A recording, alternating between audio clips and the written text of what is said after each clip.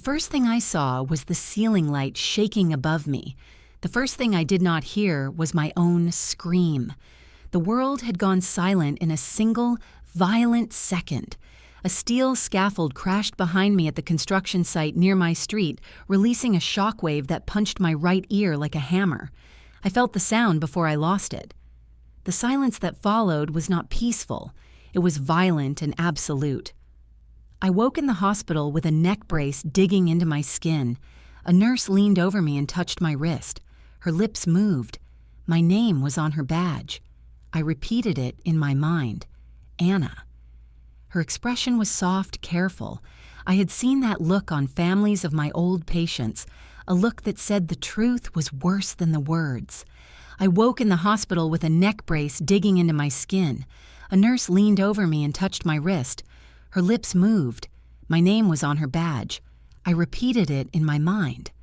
Anna. Her expression was soft, careful. I had seen that look on families of my old patients, a look that said the truth was worse than the words. My daughter burst into the room. Lydia's face was streaked with mascara. She ran toward me and gripped my hand with a strength that surprised me. Her lips moved fast. I caught one word from the shape of her mouth. Mom. She turned to her husband. Nathan held a cup of coffee in one hand and fear in his eyes. They were both talking, moving, shaking. But in my world, there was only silence. Nathan grabbed the blanket at the end of the bed and his foot caught a rolling stool. The stool shot out from under him. His coffee sloshed, and he windmilled his free arm to stay upright. He stumbled, regained balance, and mouthed something that looked like a curse. I laughed, or tried to. It came out as a breath, but the absurdity helped me breathe. Dr. Mira Kwan entered with calm precision. Her lab coat moved like a curtain. She placed a chart at the end of the bed and looked at me with a gentle seriousness that carried truth even without sound. She lifted a small whiteboard. Her handwriting was clear and kind. Temporary deafness caused by acoustic trauma. She wrote again, recovery uncertain, 2 weeks to reassess. I nodded. A retired clinical audiologist, 30 years of work, thousands of hearing tests, and now I was the case study. It should have felt ironic. Instead, it felt cruel. Lydia sat beside me and brushed hair from my forehead. Her touch was warm. Her lips shaped careful words with slow precision. I read them with the skill of someone trained in facial cues. I am here. I will take care of you. Her eyes filled again. I squeezed her hand to say thank you. She squeezed back twice. Our old signal. My heart softened, but then the fear returned. Silence is heavy, but sometimes silence becomes a shield. Those words formed in my mind without effort. I had no idea then how true they would become. 2 weeks passed in a blur of routines. Lydia and Nathan moved into my house. They cooked meals, organized medications, labeled drawers, and left sticky notes with reminders. At first it felt sweet, then it felt excessive. They hovered. They whispered around me. Whispering in silence feels like wind you cannot feel. There were comedic moments. Nathan tried to teach me a gesture system he invented on the spot. 2 taps meant hungry. 3 taps meant water. 1 tap meant bathroom.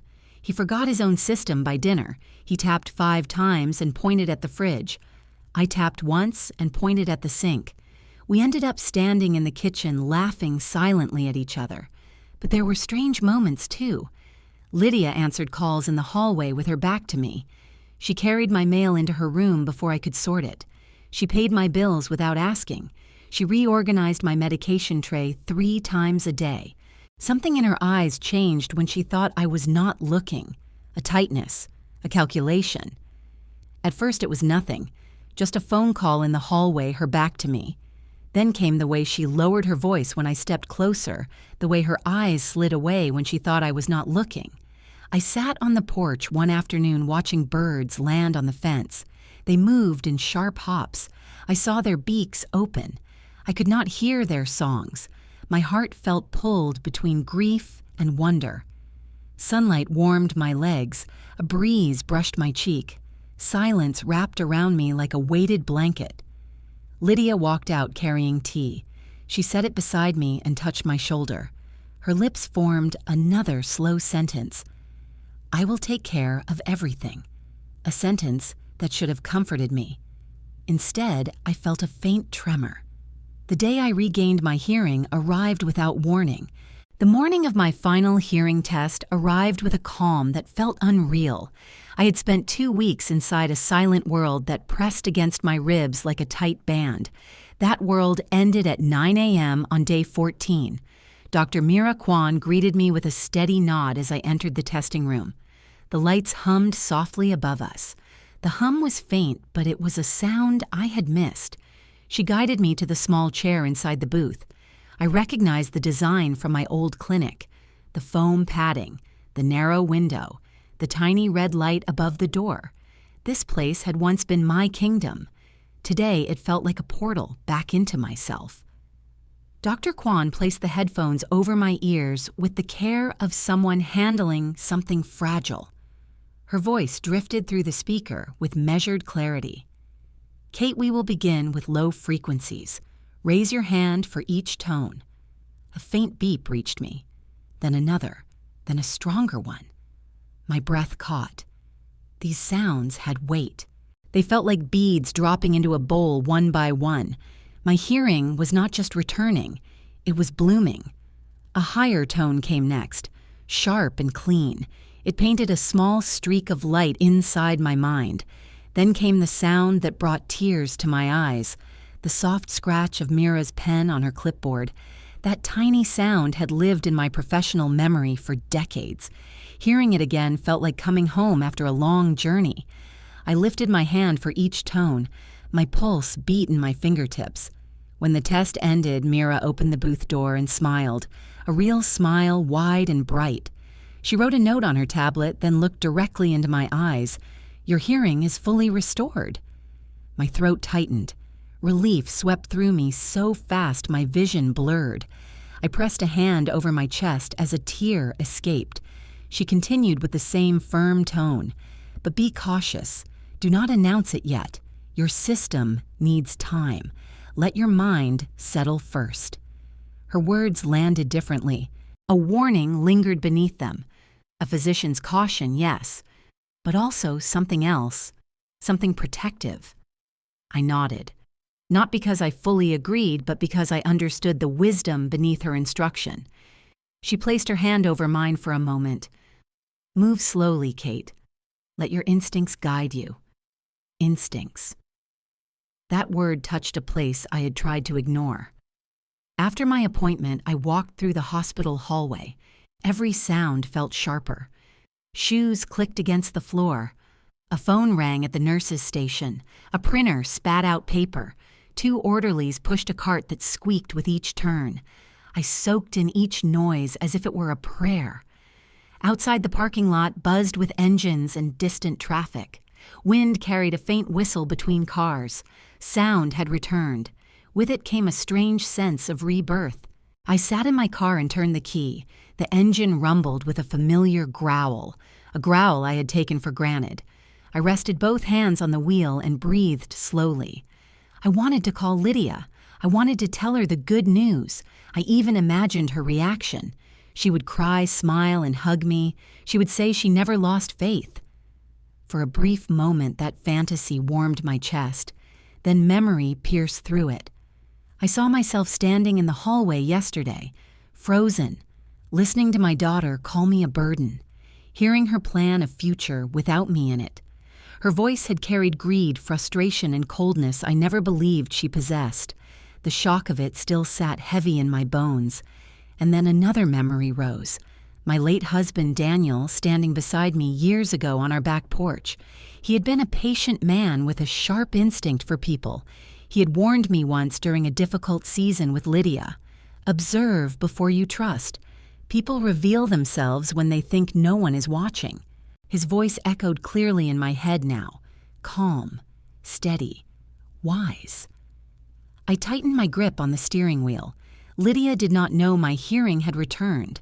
Nathan did not know either. That ignorance gave me something I had never possessed with them before, an advantage. I whispered the motif of my new reality. Silence is heavy, but sometimes silence becomes a shield. I started the car and drove home. The neighborhood held a gentle chorus, a sprinkler ticking across a yard, a dog barking behind a fence, a child laughing as he rode his bike. Each sound felt bright and full. But beneath that brightness, a quiet current of dread moved under my ribs. When I stepped into my house, the smell of coffee and toasted bread greeted me. Lydia stood at the counter stirring a pot of oatmeal. Nathan sat at the table scrolling on his phone. Their voices drifted between casual conversation and exaggerated sweetness. Lydia glanced over her shoulder with forced cheer. "Morning, Mom. How was the checkup?" The nurse said it might take longer today. I nodded and forced a small smile. I wrote a short note on my pad and held it up. "Final tests today. Results soon." Lydia's eyes sparkled in a way that looked warm, yet felt cold. "We will handle everything until then. You do not worry." There it was again. The strange emphasis, the tone that hid a second meaning. Nathan added, "You just rest. We have plans for the house this afternoon. We want everything safe and organized for you."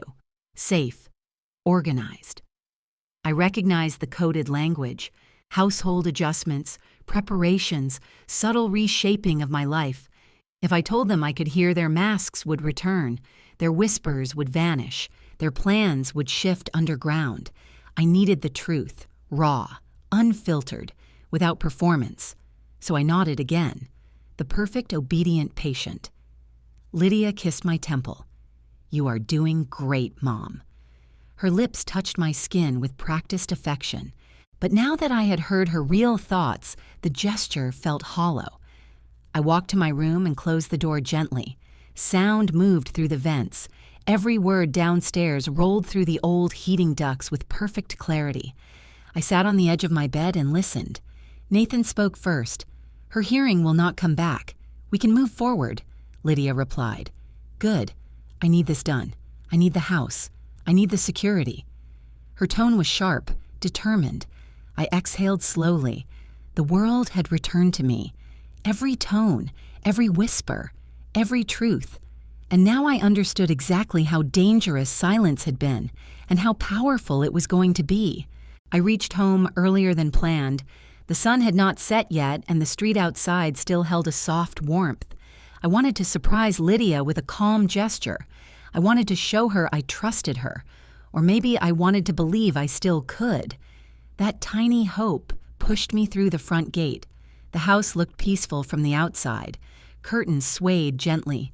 The porch light flickered in its usual rhythm. Everything looked safe, normal.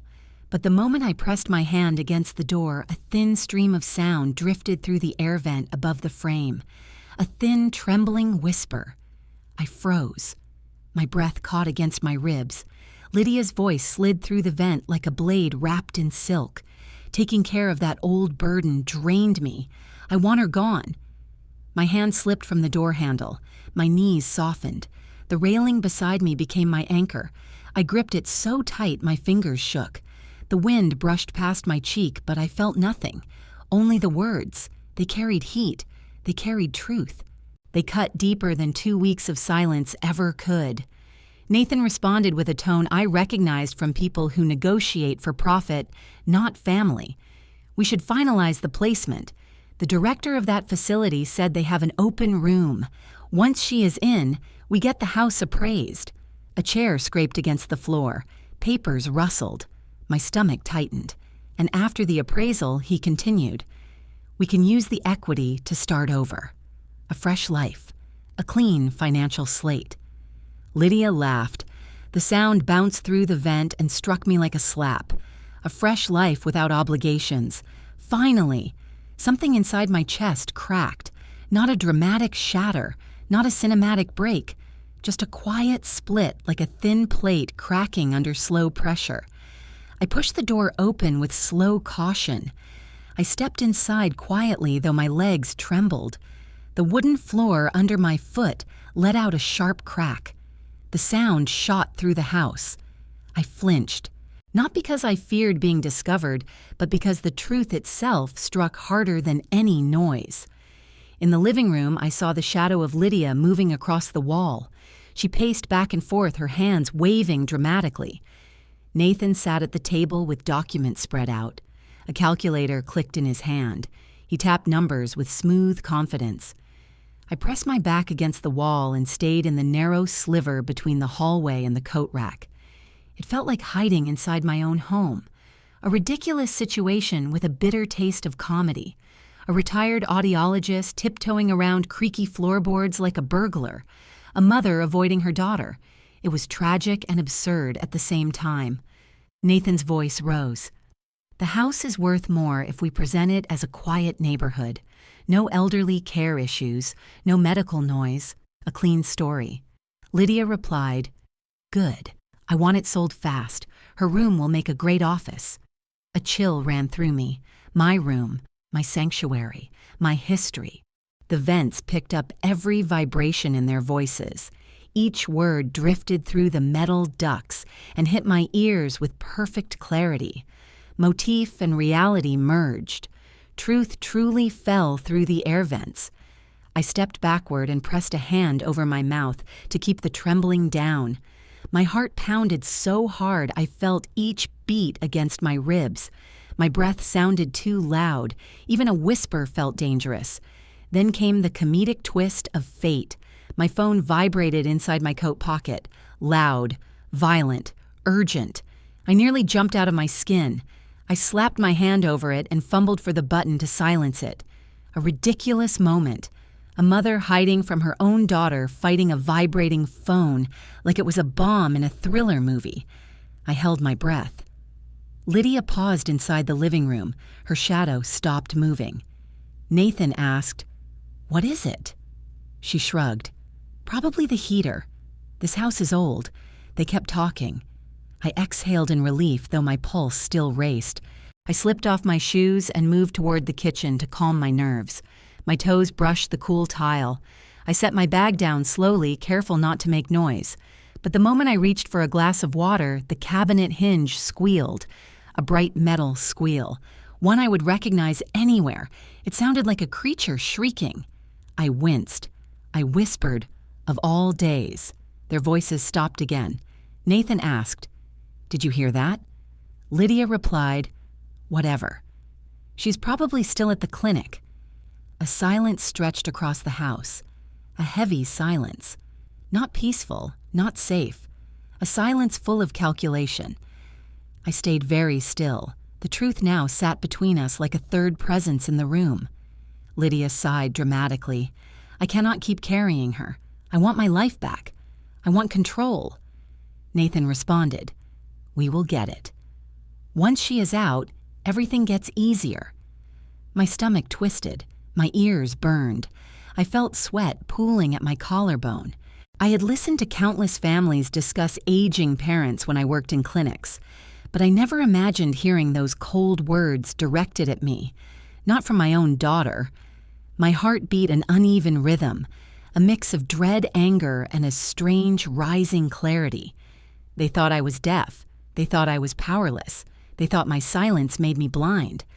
But now I heard everything. Every plan. Every lie. Every intention. I stepped back toward the hallway, trying to steady my shaking legs. One of the grocery bags near the door tipped. A single apple rolled out. It hit the floor, then rolled again. Tick, tick, tick. The sound echoed through the house like a tiny drum. Lydia gasped. "Is someone here?" Nathan stood up. "Grab something. Just in case." He picked up a glass vase from the side table like it was a weapon. The sight was absurd. The comedy of panic mixed with the thriller of discovery. My knees locked. Before they stepped into the hallway, I moved. Fast. Quiet. More silent than the 2 weeks without hearing. I slipped out the back door and let the cool air wash over my skin. I stood on the porch, hands shaking, chest burning. Her words kept looping in my head, slicing through the last soft places I had saved for her. 2 weeks of silence had felt like cotton. This truth felt like glass under my skin. I pressed my palm to the door frame and knew I could not stay still anymore. I walked back into the house through the back door with the same quiet steps I had mastered during my 2 weeks without sound. The late afternoon light rested on the floor like a soft blanket. My heart still beat with the echo of what I had heard through the air vents, but I steadied my breath. I had to play a role now, a role that demanded more discipline than any clinical exam I had ever conducted. I placed one hand behind my ear and pretended to listen for something that never came. Then I let my face relax into a blank, harmless expression. A face that said, "I hear nothing, I know nothing." A face they expected. When I stepped into the kitchen, Lydia spun around with a gasp. Her transformation was instant. Her voice softened, her shoulders relaxed. Her smile formed with perfect symmetry like a mask snapped onto a mannequin. "Oh, Mom, there you are. We were so worried. You scared me." Her tone dripped with sweetness. Too sweet. Sickly sweet. Nathan joined in from behind her. His voice was louder than necessary, nearly theatrical. "Kate, do you need help with anything? We are here for you." Every word carried a polished shine, the shine of someone performing for an audience they believed could not criticize. I blinked slowly and wrote on my notepad, went outside for air, feeling better. Lydia clapped her hands together with exaggerated relief. "Thank goodness, you should not wander. It can be dangerous." She reached out to guide me to a chair. I let her touch my arm, though her fingers felt like cold metal. I sat down with deliberate slowness, reinforcing my act. I kept my eyes soft, my posture small, my movements harmless. Nathan pulled out a glass of water with an overdone flourish. "Drink this, Kate. Hydration is important." I nodded with the docile smile of someone who trusted every word. Inside, my mind examined everything with clinical precision. Lydia's tone was light, but her jaw flexed each time she turned away. Nathan smiled, but the corners of his eyes stayed stiff.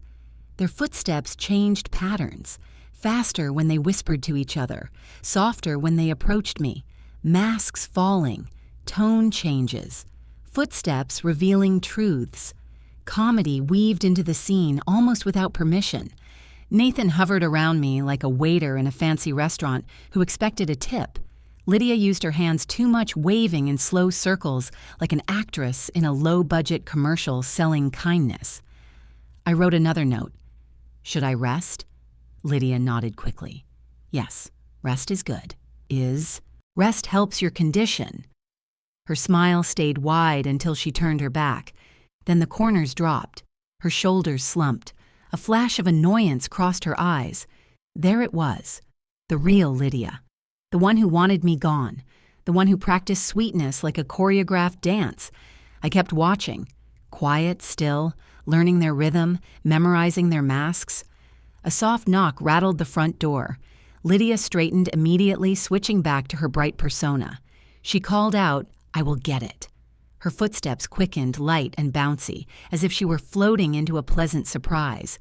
She opened the door with her most radiant smile. Eleanor. What a lovely surprise. At the sound of that name, the air inside my chest tightened. Eleanor wasn't just my neighbor. She was my oldest friend. Sharp, empathetic, impossible to fool. Eleanor stepped inside with a warm smile, holding a small tin of lemon cookies.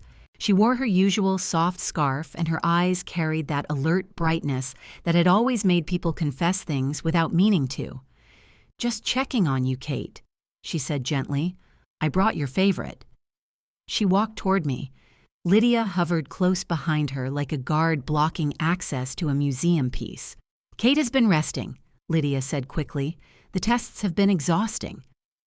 Eleanor glanced at her with a polite nod, but something in her face shifted. A subtle narrowing of the eyes, a slow tilt of the head. She sensed something. Nathan stepped in to add his cheerful act. "She is doing wonderfully. We are managing everything." Eleanor's gaze sharpened. She studied both of them, then looked at me. Just one look, and she knew. Her eyes locked onto mine. She saw the tension in my shoulders. She saw the stiffness in Lydia's smile. She saw the overacting in Nathan's gestures. The silence between us became a direct line of truth. No words, no signals, just understanding. Eleanor leaned slightly closer and spoke in a gentle tone. "How are you feeling today, Kate?" I tapped my notepad, pretending to rely on it. I wrote with shaky, slow strokes. "Doing okay." Still no sound. Her eyes flickered. A soft inhale. A trace of disbelief. She sensed the lie behind my lie. But she played along. "That must be difficult," she said. "But you are strong." Behind her, Lydia forced a laugh. "She has been doing so well. We are giving her everything she needs." I watched Eleanor's eyebrows rise just slightly. The expression said enough. It said she did not believe Lydia for a second. The air grew heavy. Layers of truth floated above us like dust in sunlight. Eleanor placed the tin on the table, then rested her hand on mine. Her touch was warm and grounding. A simple gesture, but full of message. A silent question, a silent promise. "Are you safe? Do you need help? I am here." Lydia stepped in with a too bright voice. "We should not tire Mom. She needs quiet." Her eagerness was too sharp, too controlled, too theatrical. Eleanor nodded slowly. "Of course. I will not stay long." But her eyes stayed on mine. A long look, a knowing look, a look that sliced through the masks around us. She squeezed my hand again before stepping toward the door. "Call me if you need anything," she said. Lydia smiled. "We will." Eleanor corrected her with a soft smile of her own. "I meant Kate." Lydia froze. The mask slipped for half a second. A shadow crossed her face, and in that tiny second I knew something with complete certainty. Lydia could fool many people, but she could not fool Eleanor, and I was not alone in this house. When Eleanor left, the house returned to its staged warmth. Lydia hummed in the kitchen with a voice too sweet to be real. Nathan whispered instructions about paperwork. Their footsteps carried a new urgency, but I remained still in my chair, nodding and smiling at their performance. I played my role with the same discipline I once taught to frightened patients at my clinic. Stay calm, stay predictable, stay silent. After a few minutes, I wrote a note that said I needed to rest. Lydia smiled too quickly. Nathan nodded too hard. Both were eager for me to disappear upstairs. I climbed the staircase with slow, heavy steps. At the landing, their whispers floated up behind me. I stopped to listen. Lydia sighed. "She is exhausting. I hate pretending." Nathan replied with a shrug. "Just a little more. Then we are done." I forced my legs to move again. At the top of the stairs, I turned left and entered my bedroom. Once the door clicked shut, the kindness washed off my face. I felt the air collapse around me. I walked to my desk drawer. The bottom drawer stuck slightly. It always had.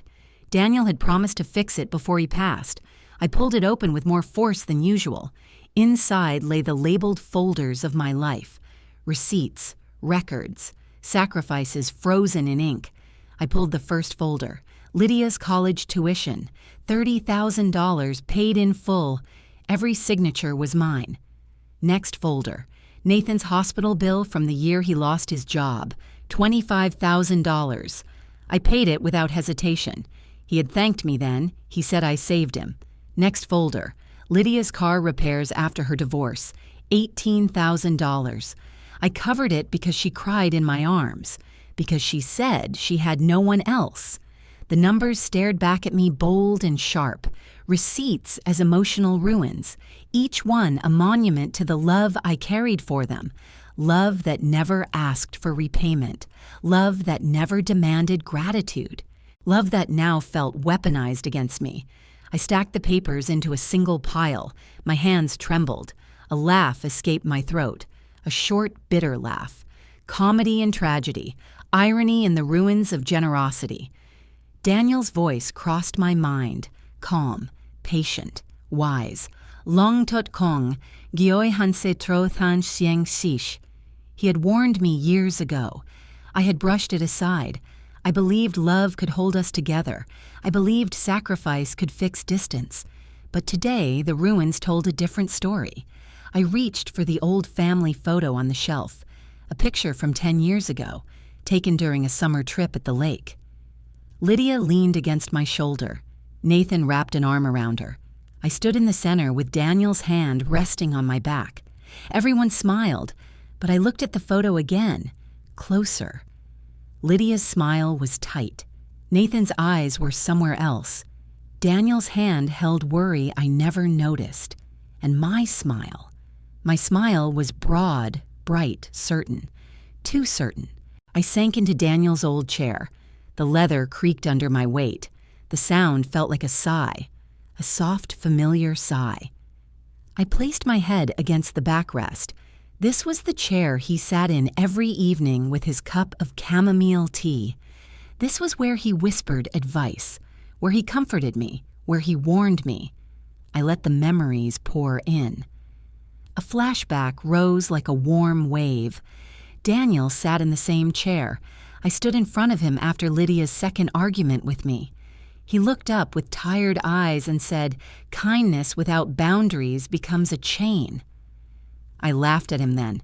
I told him motherhood did not need boundaries. He pressed his lips together. One day you may need to protect yourself from your own giving. The flashback faded. I opened my eyes. He had been right. A sharp pain tightened in my chest. I clutched the armrest and bowed my head forward. Tears slid down my cheeks. Silent tears. The kind that ache more because they carry no sound. I cried for the years I had given. I cried for the love I believed in. I cried for the daughter who saw me as a burden. I cried for the home that no longer felt safe.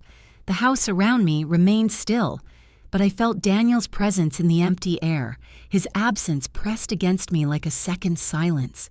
The tears kept falling. My breath hitched.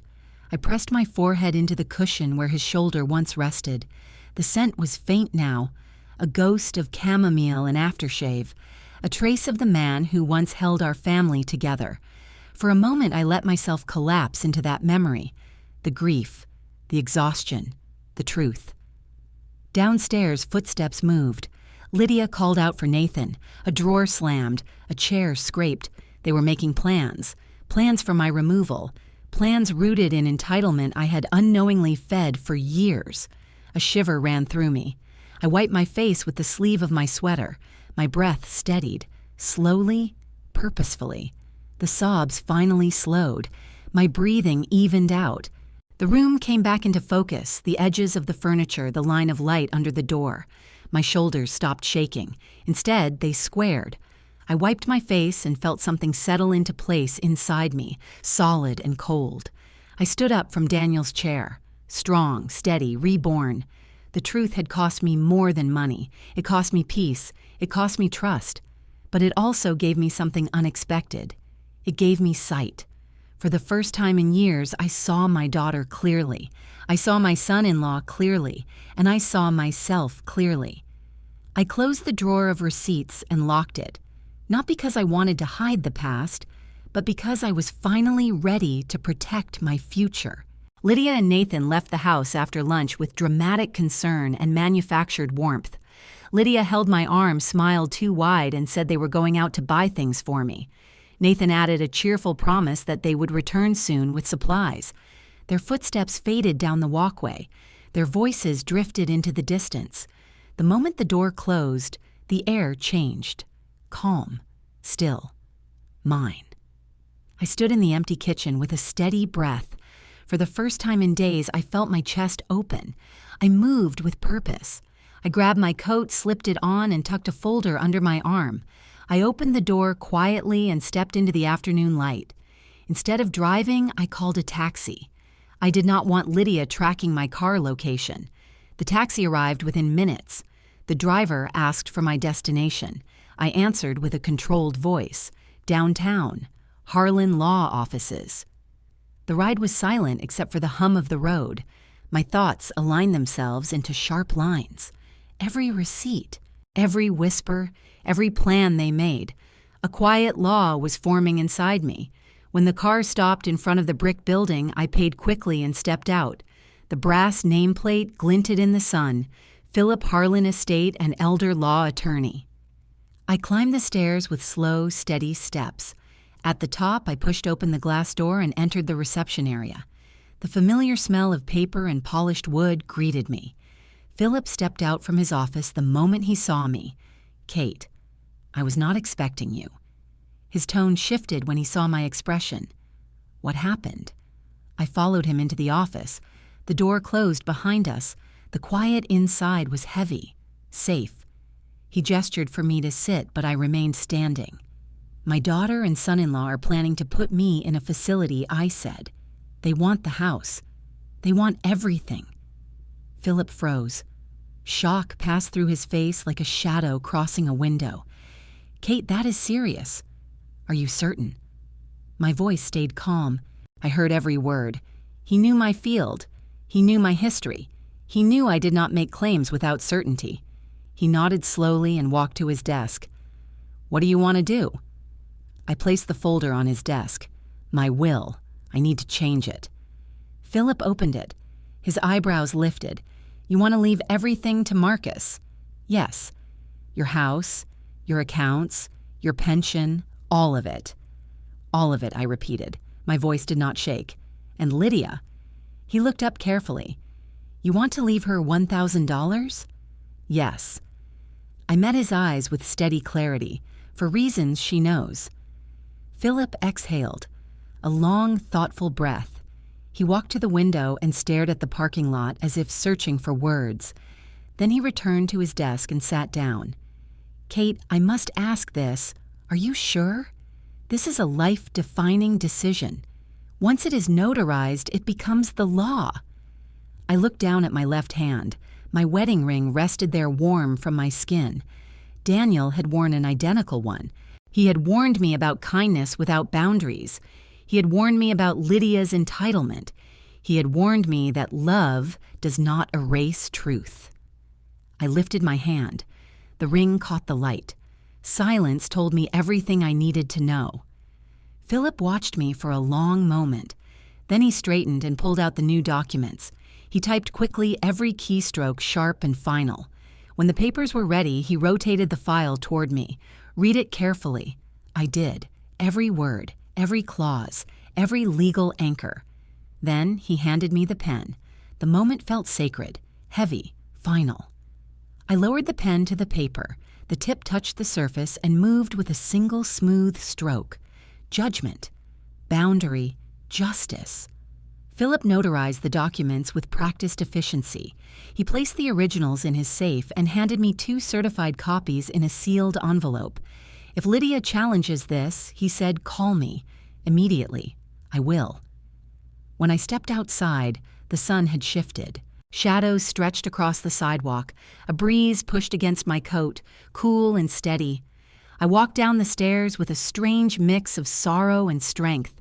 The weight on my shoulders had changed, not gone, but transformed into something I could carry. I took another taxi home. My windows reflected the quiet resolve on my face. I did not look like someone broken. I looked like someone who had awakened. When I entered the kitchen, the house remained silent. Lydia and Nathan were still gone. I set my purse on the counter and pulled out 1 certified copy of the new will. I placed it in the center of the kitchen table, not hidden, not disguised, not tucked away, right in the open, a spark waiting for oxygen, a quiet flame ready to burn. I stepped back and looked at it. A thin sheet of paper, simple, clean, but powerful enough to shift the entire future of this house. Then I turned off the kitchen light and walked to the living room. The house held its breath. The will sat under the soft afternoon sun like a fuse waiting for the match. The quiet law had been written. Now I waited for the storm it would bring. Lydia and Nathan returned home just after sunset. The sound of their car door slammed with an anxious rhythm. Their footsteps rushed across the porch. I stood in the hallway with my back straight and my expression soft, still playing the obedient patient who heard nothing. The moment Lydia entered the kitchen, the silence snapped. A sharp gasp, a clatter of her shopping bags hitting the floor, then the tremble in her voice. "What is this?" Her tone cracked like thin glass. Nathan stepped beside her. "What happened?" She pointed at the document lying in the center of the table. The will, the signature, the date. She changed everything. He grabbed the paper, his face drained of color, his hands shook with contained rage. "She left everything to Marcus. She left you $1,000. Lydia's breath hitched. Her voice rose an octave. She is losing her mind. The words burst from her throat, loud and sharp, shaking the kitchen. She snatched her phone and dialed someone with frantic speed. I moved quietly to the staircase and sat on the third step. The vents above carried every word into the hallway. Phone static flickered through the ducts, layering Lydia's panic with the thin buzz of interference. She changed the will, she shouted. All of it. "She is not thinking straight." Static crackled. A faint voice replied, but I could not make out the words. Lydia continued louder. "No, she cannot sign legal documents. She cannot even hear. She is unstable." Her tone shifted into a dramatic sob that would win an award in any low-budget soap opera. "She needs evaluation. She is not safe alone." Nathan took the phone from her. His voice dropped into a calm, practiced baritone. "We need the incapacity papers. You know the doctor. He owes you. We need it fast. The doctor. The same one who wrote Nathan's medical extension 2 years ago. The one who bent rules for favors." My hands curled into fists on my lap. Footsteps moved across the kitchen. Lydia paced like an actress rehearsing a breakdown. Nathan opened the fridge, slammed it shut, and then spoke with low tension. "If she is declared incapable, the will becomes invalid. We control everything again." Lydia whispered sharply, "Call him. Now." The phone static rose again, a thin buzz. Then another voice joined, layered, faint, conspiratorial. I closed my eyes, letting the information settle like pieces of a puzzle snapping into place. They were tightening the rope, and they believed I was the one standing at the edge. But they did not know the truth. I was not alone anymore. I stood up, walked to my bedroom, and closed the door with silent precision. I reached for my phone, hesitated for a breath, then dialed a number I had memorized years ago. Marcus answered on the third ring. "Mom, is everything okay?" Hearing my son's voice filled the air with warmth I had forgotten. My chest loosened. My voice stayed calm. "No, nothing is okay, and I need you to listen." I told him everything. Every whisper, every plan, every number, every threat. He did not interrupt. He did not gasp. He did not panic. When I finished, there was a short silence on his end. Not confusion, not denial, just a heavy, controlled breath. Then he spoke with steel in his voice. "Let her keep talking. You give people enough rope, they hang themselves." The sentence carved itself into my spine like a command, steady, cold, clear. I sat on the edge of my bed. "Marcus, they are calling a doctor. They want incapacity papers," he replied. "They cannot do that. Not legally. Not without resistance. I will be there soon. Do not alarm them. Let them reveal everything." His tone was calm in the way storms are calm before landfall. "We handle this, smart mom. No shouting, no confrontation. We collect evidence. Then we flip the world under them." A tear slid down my cheek. Relief, fear, hope. "Marcus, I am scared." His voice softened for the first time. "You will not do this alone again. They think you are silent. They think you are weak. Let them think that." His words settled in the room like armor. Strong, protective, unshakable. "We move together now," he added, quietly. I nodded, though he could not see it. Quietly. When I hung up, my room felt different. Not lighter, but fortified. The air held a new weight. The weight of alliance. The weight of truth, finally shared. I stepped to the hallway. The kitchen voices echoed through the vents again. Lydia hissed, "Why would she choose Marcus over me?" Nathan replied, "Because she is not thinking clearly. We will fix it." Another voice layered through static. The doctor. A short clipped sentence. Send me the paperwork. I will review. Lydia exhaled with triumph. See? Everything will go back to normal. Normal. Their version of normal.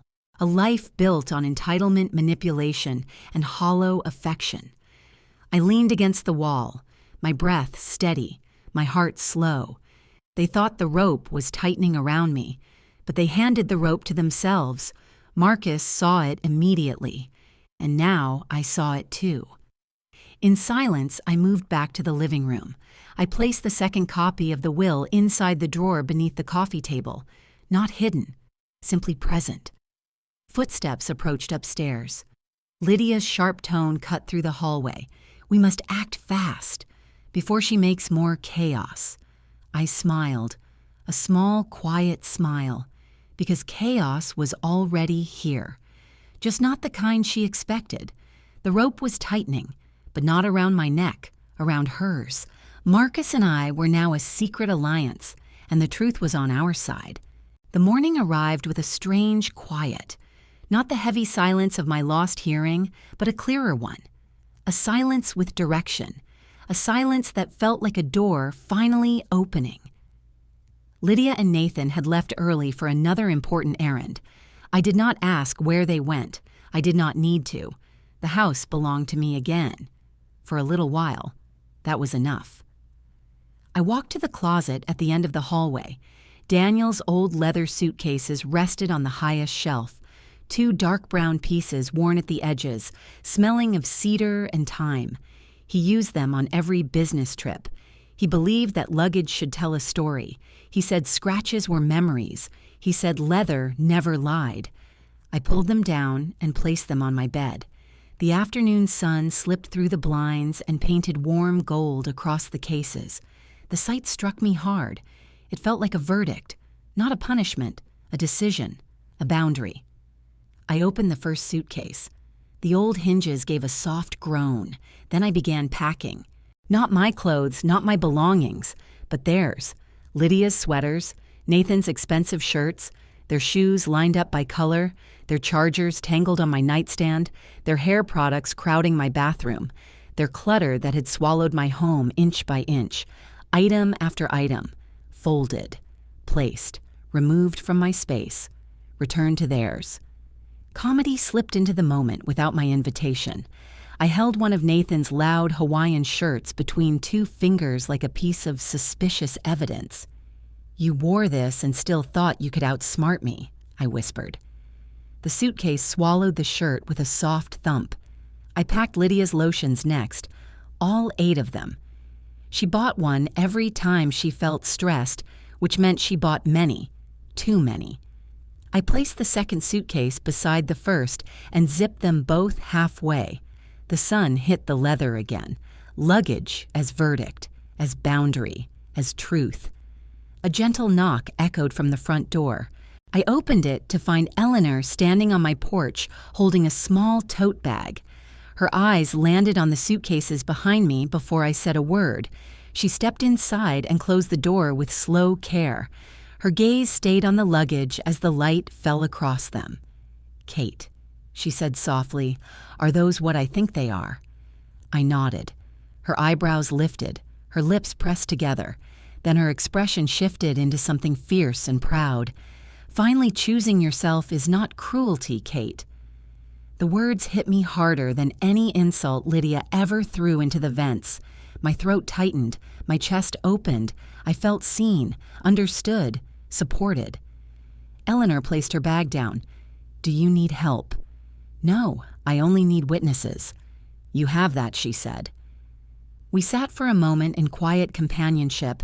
No strategy, no panic. Just 2 older women gathering strength in a house filled with echoes. Then I heard the sound, the crunch of tires on gravel, the slam of a car door, the familiar chatter of Lydia and Nathan approaching. Eleanor touched my arm. "I will stay, in case." I nodded and moved to the living room. I sat in Daniel's old chair and lifted a newspaper, holding it like a shield. My face remained hidden, but my ears were sharp. The front door swung open. Footsteps rushed in. Then Lydia's gasp sliced the air. "Are those our bags?" Nathan laughed. She packed for herself. She must be ready to go. Lydia clasped her hands with frantic excitement. This is perfect. This is exactly what we needed. She is accepting it. Accepting it. They thought the bags were for me. They thought the verdict was theirs. Their voices swelled with triumph. Nathan said, "This saves us time. We can schedule the facility tour tomorrow." Lydia squealed. Actually squealed. Oh my God. Finally. Freedom. Their laughter bounced off the walls. A wild, careless sound. A sound without empathy, without shame. I sat behind the newspaper listening to every note. The comedy and the thriller twisted together. Two villains celebrating their victory too early. Nathan added, "When she moves out, we can start renovating. I want to remove that old carpet, replace the sofa, get rid of her bedroom set." Lydia replied, "All of it. I want this place to feel like ours." Eleanor stood behind them in the hallway, her expression tightening with each word. She folded her arms. She watched them unravel with controlled fury. Nathan's voice rose again through the layered noise. "I cannot believe she made it this easy." Lydia laughed. "She is finally doing something right." The two suitcases gleamed in the sunlight like silent judges. Their leather surfaces glowed. Their presence was a warning. I lowered the newspaper 1 inch, not enough to reveal my eyes, just enough to breathe. Their laughter continued, sharp, loud, careless. They celebrated a victory that never belonged to them, and every word they spoke gave Marcus more rope to pull, more rope for them to wrap around themselves. Eleanor made a small sound in her throat. Lydia turned and spotted her. "Oh, you are still here." Eleanor smiled politely. "I do not leave when things are unfinished." Something in her tone made Lydia blink. Something in her gaze made Nathan step back. I lifted the newspaper again and hid my smile. The packing was done. The luggage was ready. The verdict had been written. They just did not know it was for them. The laughter finally stopped. A thin silence fell across the room, not gentle, not soft. A charged silence that trembled like a wire ready to snap. I folded the newspaper with a slow, steady motion. The sound of the paper crease cut through the air, sharp, clear, deliberate. Both Lydia and Nathan froze. I rose from Daniel's chair and met their eyes. My voice carried with a weight I no longer hid. I heard everything. Lydia's face drained of color. The shock hit her like cold water. Her mouth opened, closed, opened again without sound. The flawless performance she mastered for years cracked wide across her expression. Nathan blinked hard. His shoulders stiffened as if bracing for impact. I repeated every word. Lydia jerked back as if someone had pulled a wire. Nathan's fingers tightened around the shopping bag until the paper crumpled. Lydia staggered back 1 step. Her voice squeaked, "Mom, you can hear." I regained my hearing days ago, I said, calm and steady. And silence became the place where you exposed yourselves. Eleanor stood behind them, arms crossed, watching like a silent judge. Lydia lifted both hands. "Mom, this is a misunderstanding. You must have misheard." "You called me that old burden," I replied. "I heard every syllable." Nathan shook his head. "You are confused. You are still recovering. You probably misinterpreted our conversation." I stepped forward. "You discussed the price of my house. You calculated your payout. You planned the nursing home tour." Their mouths snapped shut. Silence again, but this time the silence was mine. Nathan broke first. His voice jumped an octave. "Lydia only said those things because she was stressed. You pushed her. You made everything harder with your stubbornness." Lydia pointed at him instantly. "You told me to say it. You said we needed to be practical." He spun toward her. "You called the realtor. You wrote down the numbers. Do not put this on me." I watched the blame bounce between them like a frantic tennis match. It almost felt comedic. Almost. Lydia spun back to me.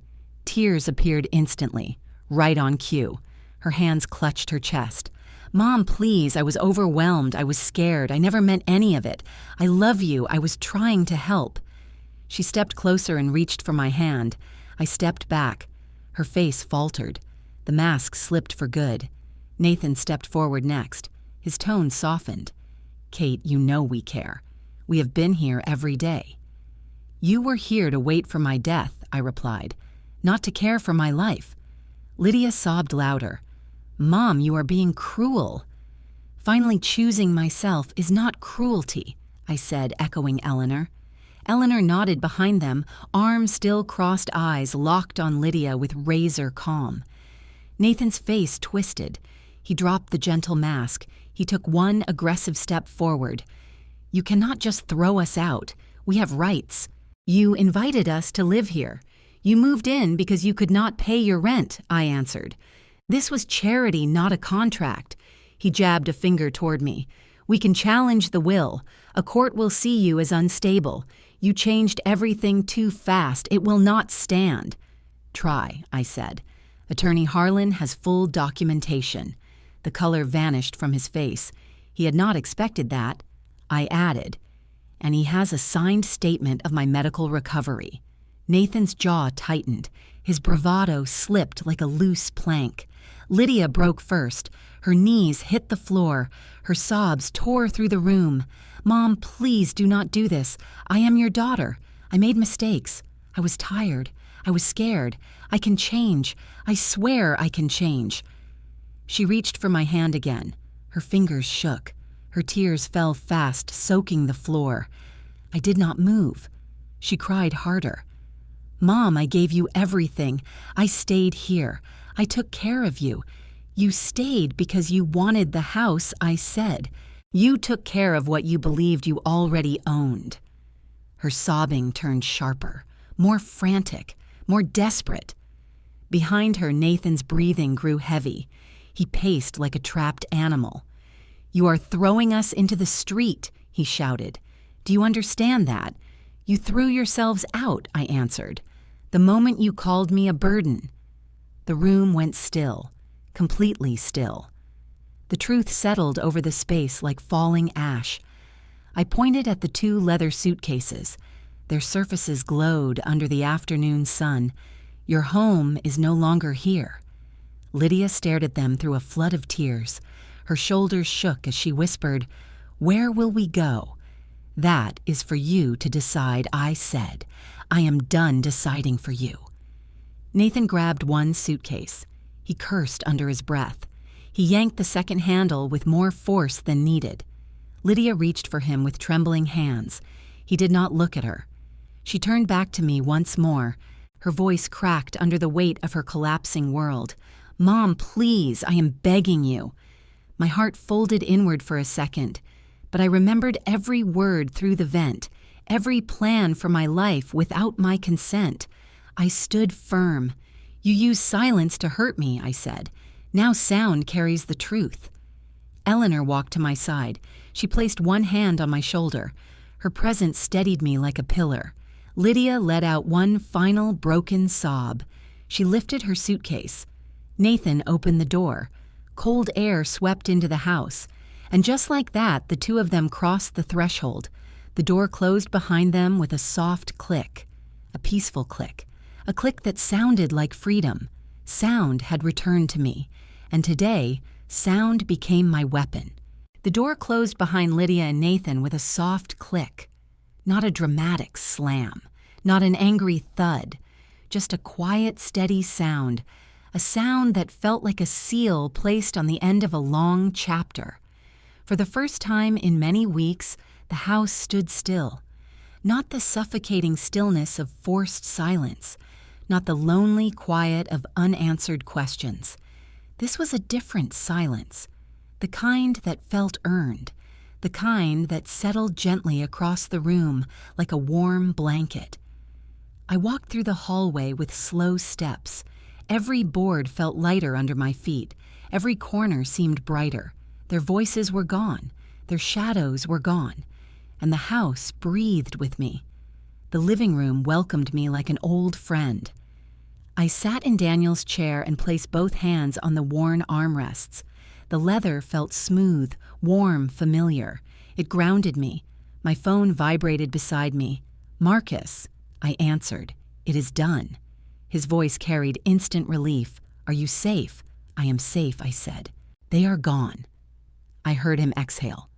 "Good. I will come this weekend. I will bring the kids. They want to see Grandma Kate." A smile warmed my chest. "I want to see them, too. We will plant something in the garden," he said. "Maybe new roses." Roses. The garden Daniel once tended with quiet pride. The thought softened something deep inside me. "I will be ready," I said. "Drive safely." When I hung up, the silence returned. But this silence carried a heartbeat, my rhythm, my life. A gentle knock came from the front door. Eleanor stepped inside without waiting. She carried a teapot and 2 cups. "Emergency tea delivery," she announced. Her voice filled the room with a warmth that pushed away the last threads of tension.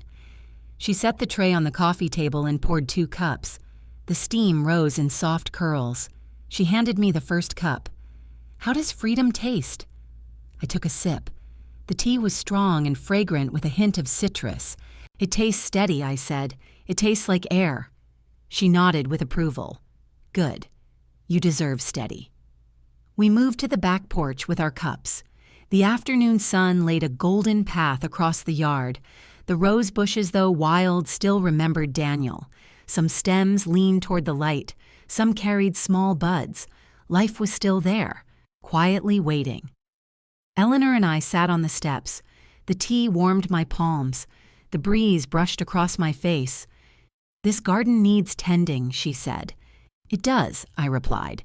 "We can take care of it together if you want." I gave her a grateful smile. "I would like that." Not far from us, wind passed through the leaves. It created a gentle whisper, a natural sound, not a voice, not a lie, not a threat, just wind, pure and simple. We sat together for a long time. No rush, no tension, no need to fill the space. Eleanor understood the language of silence better than anyone. After she left, I returned to my study. The late sun cast soft shadows across my desk. Inside the top drawer lay family photos. I pulled them out one by one. Marcus, his children, Daniel, memories that carried weight, memories that deserved to stay on display. Then I found the photos of Lydia, her smile bright, her eyes young. A girl who once held my hand without calculation. I held those photos for several seconds. My heart pulled in 2 directions, but the outline of the truth remained sharp. I placed the photos into a drawer, not thrown away, not destroyed, just set aside, until she earned the right to return. On the desk sat Daniel's wedding ring. I placed it gently beside the photos. The metal felt warm from the sunlight. My voice softened as I spoke to the empty room. "I did it, Daniel. I protected myself." The room seemed to agree. No whispers, no arguments, only peace. I walked back to the living room and opened the windows. Fresh air filled the house. Wind traveled through each room. It carried something clean, something unbroken. I stood still and let the breeze wash over me.